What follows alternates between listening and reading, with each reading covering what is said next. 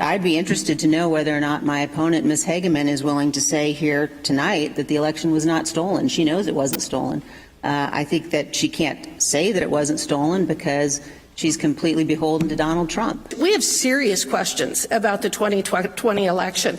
Time magazine described the Zuckerberg $500 million as an absolute game changer in terms of what happened with that election.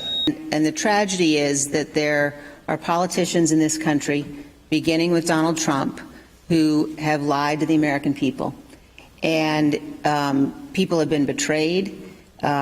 He consistently has said that the election was stolen when it wasn't. You have the conservatives or Republicans who are being punished for expressing a First Amendment right, for exercising their First Amendment rights. I'm frankly stunned that one of my opponents on the stage, who is a member of the Wyoming bar, who has sworn an oath, as many of us on this stage have, to the Constitution, would be in a position where she is suggesting that somehow what happened on January 6th was justified, or that somehow what happened that day, that people have the right to ignore the rulings of the courts.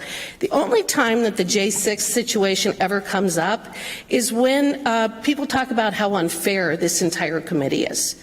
They're terribly concerned about the lack of due process. They're concerned about the fact that there's no ability to confront or cross-examine witnesses. If it's a charge, then why don't we let law enforcement deal with it in the courts? Congress has a bone to pick, and that's the problem with that committee. They have a bone to pick. They don't want President Trump. And what we have is we have a committee in Congress right now that they're focusing on something that happened 18 months ago. They're not focusing on the issues that are important to the people in Wyoming. We should have a peaceful transition of power, and it's been that way for over 250 plus years of our nation being able to do that.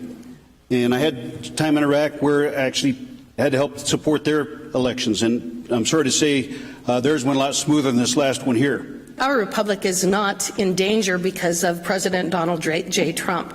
President Trump was an excellent president for the United States of America, and especially for the state of Wyoming. We are now embracing a cult of personality, and I won't be part of that, and I will always stand for my oath and stand for the truth.